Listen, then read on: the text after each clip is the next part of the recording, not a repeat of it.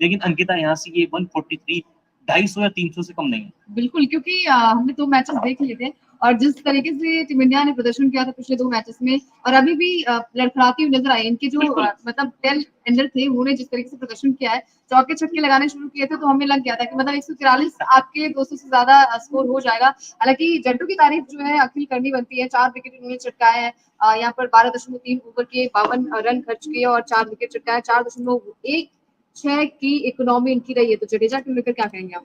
जडेजा ने अच्छी बॉलिंग की, पिछली पारी में भी उन्होंने 5 विकेट लिया था और आज एक सुबह इनका पैकेज भी मैंने बनाया था, उन्होंने प्रेस कॉन्फ्रेंस में आए थे कल दिन खत्म होने के बाद, तभी उन्होंने ये बात कही थी कि हमारे बल्लेबाजों को और अच्छी बल्लेबाजी करनी पड़ेगी।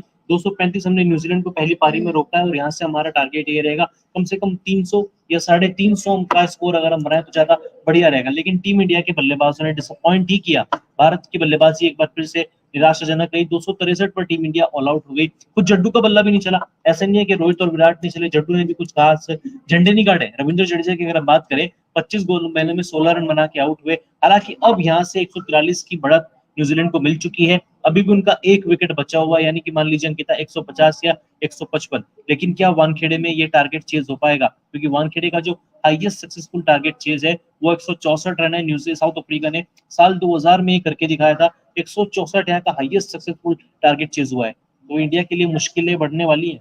मुश्किलें बढ़ने वाली हैं लगती है, लेकिन थोड़े से कंधे अभी ठीक ठाक हो गए हैं। नहीं, लवी जिस तरीके से विजुअल जो मैंने देखे लाइव टीवी पे हाँ। गौतम गंभीर के, वो बिल्कुल डिसअपॉइंट थे। गंभीर के और अभिषेक नायर के, क्योंकि वो जानते हैं, क्योंकि जिस तरीके से बॉल टर्न कर रहा है, बॉल काफी नीचे रह रहा है अंकिता। न्यूजीलैंड के बल्लेबाज बॉल खेल नहीं पा रहे हैं और उनके पास एजाज पटेल है जो दुनिया में कहीं नहीं चलते, वो मुंबई में आके चलते हैं। क्योंकि एजाज पटेल की एक खासियत रही है, वो कहीं विकेट नहीं लेंगे, लेकिन वानखेड़े स्टेडियम जब आएगा तब पता नहीं उनके अंदर एक अलग एनर्जी आ जाती है। उसके अलावा टीम में सचिन रविंद्र है, पार्ट टाइम बॉलिंग कर लेते हैं, अच्छे विकेट्स वो भी निकाल लेते हैं। उसके अलावा इस टीम के पास गेंदबाजी में कहूंगा अच्छा खासा अनुभव है। ग्लेन फिलिप, इन्होंने विराट कोहली रोहित शर्मा को बहुत परेशान किया है। इस सोडी इनके पास टेस्ट क्रिकेट खेलने का अनुभव है। यानी कि इंडियन टीम के पास ये जैसा कि मैंने स्टार्टिंग में भी कहा कि 143, 155, 160 जो भी टारगेट होगा वो 200-250 से कम नहीं है और टीम इंडिया के लिए उतना आसान नहीं होगा। रविचंद्रन अश्विन आपकी स्क्रीन पर है, न्यूजीलैंड के खिलाफ दूसरी पारी में 16 ओवर की गेंदबाजी की। हालांकि डे 2 की सबसे बड़ी हाईलाइट आज रविचंद्रन अश्विन ही रहे हैं। बतौर बल्लेबाज कुछ नहीं किया, लेकिन 16 ओवर में 63 रन देकर 3 विकेट लिए हैं और जिस तरीके से क्वालिटी स्पिन के तौर पर उन्होंने वो 3 विकेट चटकाए। विलियम को आउट करना, कॉटन बॉल किया। सचिन रविंद्र का एक बड़ा विकेट था, सचिन रविंद्र ने भी गलती की, आगे बढ़कर मारने की कोशिश करे, शायद भूल गए थे कि वो ऑस्ट्रेलिया है, इंग्लैंड में नहीं, वो इंडिया में रविचंद्रन अश्विन का सामना कर रहे हैं। आप एक दो इनिंग में उनको परेशान कर सकते हैं, बार बार आप अश्विन के खिलाफ इस तरीके की गलती नहीं कर सकते। 3 गेंदें खेली, 4 रन बनाकर अपना विकेट गवा बैठे। उसके बाद जो अश्विन ने विकेट लिया वो भी एक बड़ा विकेट था ग्लेन फिलिप का, जो कि अटैकिंग बल्लेबाजी कर रहे थे। 14 बॉलों में 26 बनाकर आउट हुए। उसके अलावा जिस तरीके से उन्होंने वो कैच रखा है रविचंद्रन अश्विन ने डेरिल मिचेल का, वो बड़ा कमाल का कैच था। 19 मीटर का एक दौड़ लगाई और मिड ऑन पे मतलब जबरदस्त कैच, कपिल देव के 1983 वाले वर्ल्ड कप वाले कैच की याद दिलाई। हालांकि विलियम ने काफी अच्छी बल्लेबाजी की, मतलब पारी को थोड़ा संभाल के भी रखा था। बिल्कुल 51 की पारी खेली, 100 बॉल का सामना किया। 51 का स्ट्राइक रेट था, 2 चौके और 1 छक्के इनके बल्ले से देखने को मिले। तो न्यूजीलैंड की टीम मजबूत है, अभी इनको पता है कि इनकी गेंदबाजी कितनी अच्छी है। हालांकि एक विकेट अभी बचे हैं, लेकिन फिर भी जो पलड़ा है वो थोड़ा सा भारी यहाँ पर न्यूजीलैंड का नजर आ रहा है, क्योंकि 2 मैचेस जीत कर आ रही है और यहाँ पर टीम इंडिया आकर नहीं जीत पाती है। तो ये आई थिंक बहुत ज्यादा ये मतलब मुझे याद भी नहीं आता कि आखिरी बार इंडिया अपने घर पे क्लीन स्वीप कब हुआ था। शायद आज तक इतिहास में कभी ऐसा हुआ भी नहीं है कि इंडिया अपने घर पे क्लीन स्वीप हुआ, लेकिन अब यहाँ पे शायद इतिहास बदल भी सकता है। हालांकि वॉशिंगटन सुंदर अच्छी बल्लेबाजी उन्होंने भी की, पूरी कोशिश थी कि कम से कम 280 तक तो इंडिया को लेकर जाए। 38 रनों की पारी खेली, 4 चौके 2 छक्के। स्ट्राइक रेट बड़ा मैटर करता है सिचुएशन में आगे, जब आप उछलने बल्लेबाजों के साथ बैटिंग करते हैं। 36 बॉलों में 38 रन, एक अच्छी बल्लेबाजी वॉशिंगटन सुंदर ने की। और उस मैच में जब से इनकी टीम में स्क्वाड में एंट्री हुई, चाहे पुणे टेस्ट मैच की बात करें, वहां पर 10 फॉर लिया था, दोनों पारी में मिला के 10 से अधिक विकेट थे। बतौर बल्लेबाज कुछ खास नहीं किया, लेकिन यहाँ पे पहली पारी में 4 विकेट और जिस तरीके से इन्होंने बल्लेबाजी की है, बड़ी इनकी अप्रोच की तारीफ बनती है। टॉम लाथम इनकी कप्तानी पर सवाल उठेंगे। बतौर बल्लेबाज इन्होंने कुछ खास नहीं किया, हालांकि कप्तानी अच्छी की है, लेकिन 4 रन गेंदों में अपना 1 रन बनाकर एक कीमती विकेट गवाया। दूसरी पारी में इनको टिकना बहुत जरूरी था, वो भी तब जब आपको पता है कि आपके पास केन विलियमसन नहीं है, इनका चलना बहुत जरूरी था। चलिए कोई बात नहीं, इनके बाकी बल्लेबाजों ने अच्छा किया। वॉशिंगटन सुंदर पहली पारी में इनके खाते में 4 रन आए थे, लगभग 19 ओवर की गेंदबाजी की, 81 रन खर्च किए, 4 विकेट चटकाए, लेकिन अब सवाल ये उठता है कि क्या टीम इंडिया यहाँ से मैच जीत पाएगी। हालांकि अश्विन मैच खत्म होने के बाद बात करने आए थे, उन्होंने ब्रॉडकास्टर से बात करते हुए कहा कि मैच हमारे हाथ में है, 143 तक हमने न्यूजीलैंड को रोक के रखा है, मतलब जो बढ़त है वो कोशिश करेंगे कि 150 का टारगेट इंडिया को मिले तो हम उसको चेज कर सकते हैं, क्योंकि इंडिया के पास 3 दिन रहेंगे। 3 दिन का मतलब है 3, 6, 9 सेशन।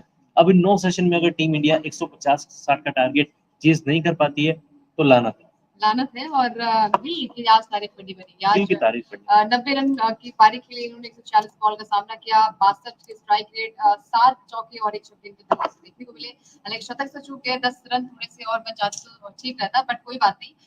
गिल ने संभाली पारी को। अदरवाइज कल आपने देखा 86 पे अकेले 4 विकेट गिर गए थे। 78 पे 2, उसके बाद 78 पे तीसरा विकेट गिरा, 84 पर चौथा विकेट गिरता है विराट कोहली का, अपनी बेवकूफी के चलते वो विकेट गंवाया, और जिस तरीके से भी पारी को बनाया, 96 रनों की पार्टनरशिप होती है शुभमन गिल और ऋषभ पंत के बीच। ऋषभ पंत का आप ग्राफिक्स दिखाइए, क्योंकि उन्होंने बड़ी अच्छी पारी खेली। बिल्कुल, हमेशा हम कहते हैं कि टीम मुश्किल में होती है और ऋषभ और पंत हमेशा खड़े रहते हैं मुश्किल से टीम इंडिया को संवारने के लिए। हमेशा इस खिलाड़ी के ऊपर क्वेश्चन मार्क रहता है, डाउट रहता है कि अच्छा कर पाएगा, अच्छा नहीं कर पाएगा, लेकिन आप स्ट्राइक रेट देखिए, इनको इसी प्रकार का क्रिकेट खेलने की जरूरत थी।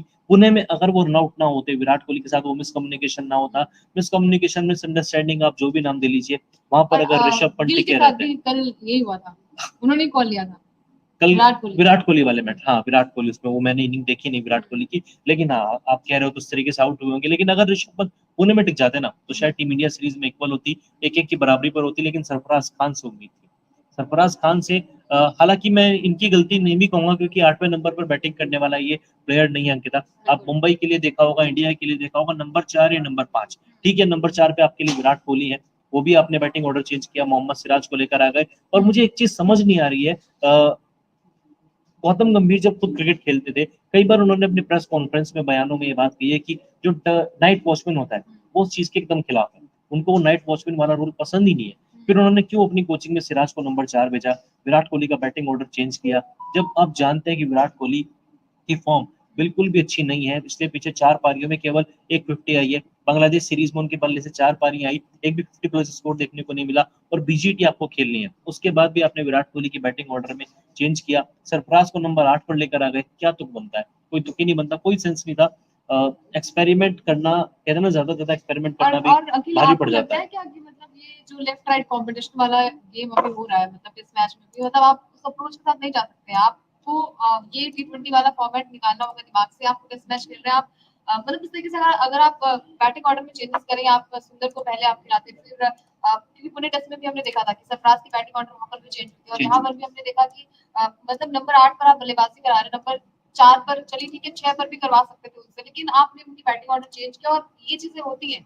उन्हें विराट के साथ भी देखा हमने, इवन गिल के साथ देखा, 1 साल से वो जूझ रहे थे नंबर 3 पर बल्लेबाजी जब करने आए थे, तो ये चीजें मैटर करती है वहां पर, लेकिन नहीं, कप्तान आपको साहब के कहीं ना बारे में कहीं क्या वो कहें? मानसिकता चेंज करनी पड़ेगी वनडे टी20 क्रिकेट वाली, क्योंकि इस तरीके का अप्रोच ना, लिमिटेड ओवर क्रिकेट में जब आपके पास ओवर लिमिट रहता है, आपके पास समझ में आता है कि आप लेफ्ट राइट कॉम्बिनेशन कर रहे हैं, लेकिन जब आप टेस्ट क्रिकेट खेल रहे हैं तब आप को लेफ्ट राइट कॉम्बिनेशन की इतनी अधिक, मुझे लगता है, जरूरत नहीं पड़ती। आप एक प्लेयर का बैटिंग ऑर्डर चेंज नहीं कर सकते, वो भी बार बार, एक आध बार समझ में आता है। आप इस पूरी सीरीज को उठा के देखें, बांग्लादेश वाली सीरीज उठा के देखें, विराट नंबर 3 भी खेला है, नंबर 4 भी खेला है, नंबर 5 भी खेला है, और इस सीरीज में विराट के साथ ऐसा देखने को मिल रहा है। तो कप्तान साहब, इनके बारे में तो मैं आपसे सवाल करता हूँ यार, आपके फेवरेट है, आप बताओ, आप किस तरीके से डिपेंड करोगे? देखिए, मेरे हिसाब से कल का दिन जो था वो टीम इंडिया के लिए बहुत अच्छा ही था, क्योंकि यहाँ पर जायसवाल और रोहित को टिक कर बल्लेबाजी करनी चाहिए। आपको तेज शुरुआत क्यों चाहिए?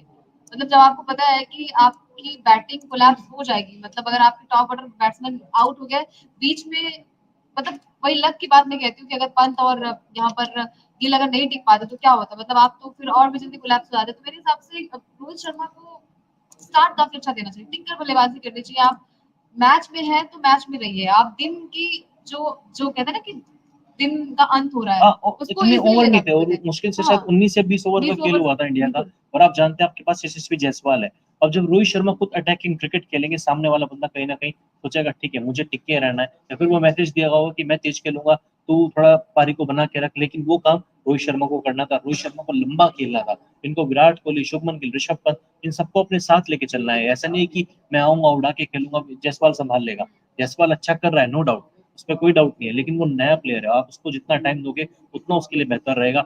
लेकिन अब क्या ही बोले, एजाज पटेल इनको लेके यार मैं क्या बोलूं, मतलब पूरी सीरीज में नहीं चला, अब एन मौके पे आके मुंबई में आके अचानक से पाइपर लेके जाते हैं। 22 ओवर की गेंदबाजी, 103 रन देकर 5 विकेट। 2021 में जब खेले थे यहाँ पे 10 विकेट लिया था, एक नायाब कीर्तिमान स्थापित किया था जिम लेकर, और इन कुंबले के बाद दुनिया के तीसरे ऐसे गेंदबाज बने थे जिन्होंने एक पारी में 3 विकेट लिए। और इनके टेस्ट रिकॉर्ड बिल्कुल भी अच्छे नहीं है, बिल्कुल भी इंप्रेसिव नहीं है, लेकिन इंडिया में वानखेड़े स्टेडियम में आके पता नहीं इनको क्या, इनके अंदर एक एक कीड़ा सा जागता है क्रिकेट का।